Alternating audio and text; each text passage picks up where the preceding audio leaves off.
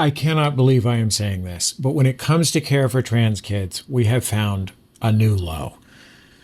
Have you ever heard of the Cleveland Clinic? It is one of the most famous hospitals in the country. They are pioneers in care. And now they're pioneers in treachery. Some context for this story. Lately, the Department of Justice has been targeting transgender kids. They have been doing two things. One, trying to get hospitals to shut down clinics, and two, trying to get kids' private medical records. They're doing this by claiming that gender-affirming care is medical fraud. Why? Because medical records are protected by law. The feds just can't walk into a hospital and start pulling up files unless they say they are investigating a crime.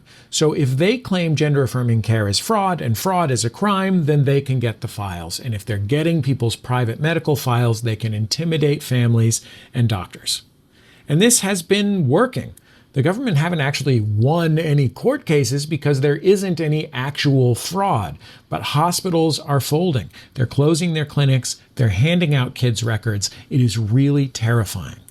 Anyway, enter the Cleveland Clinic. They already stopped providing gender-affirming care. But that didn't satisfy the feds, so the Cleveland Clinic went one step further, or actually a bunch of steps further. They just signed their name on a monstrous agreement with the federal government. They are agreeing not to provide gender-affirming care for 20 years. They are paying the feds $300,000, and they're putting millions of dollars toward a clinic that is dedicated to detransition.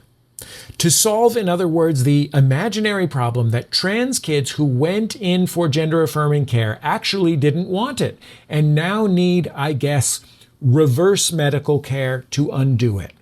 This is the ultimate punch in the gut to vulnerable kids and to their families and to their doctors and to everyone who knows that this whole thing is an ideological extortion racket, the kind where if we want to defend patients, defend medicine, defend the law, we have to stand together.